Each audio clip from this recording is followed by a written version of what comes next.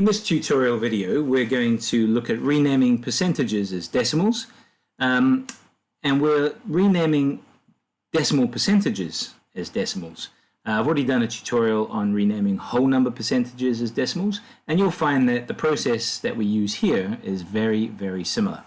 So what we want to do is just bear in mind that the word percent means per 100 or out of 100. Okay, like in a test, you get 3 out of 4. Well, you can also get something like 75 out of 100. So, if we bear that in mind, we're going to convert this percentage here, 102.7%, into a fractional form. So it looks like this: 102.7. Now that's going to go over 100 because percent is out of 100.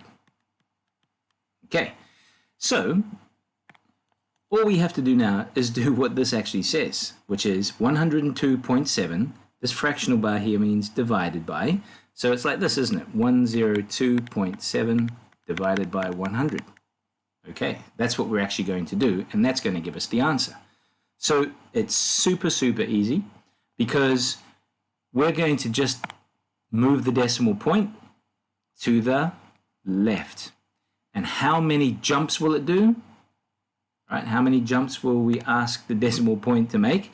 Well, that's pretty simple as well, because the answer is right here in the denominator. You'll find that if you have denominators which are multiples of 10, like 10, 100, 1000, and so on, the number of zeros in those kinds of denominators, so 1 there, 2 there, 3 there, that tells you how many place values the decimal point has to jump to the left.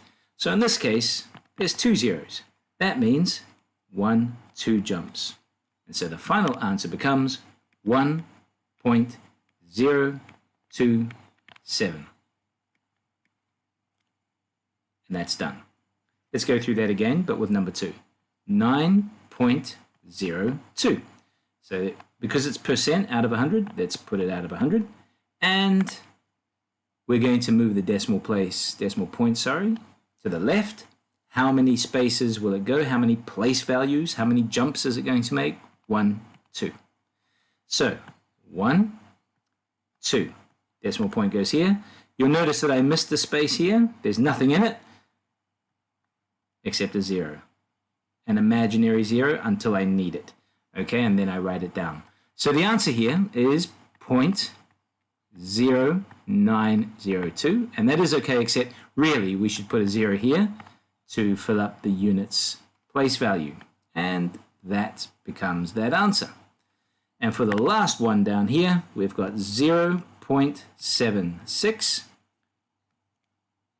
okay, over 100 because it's percent.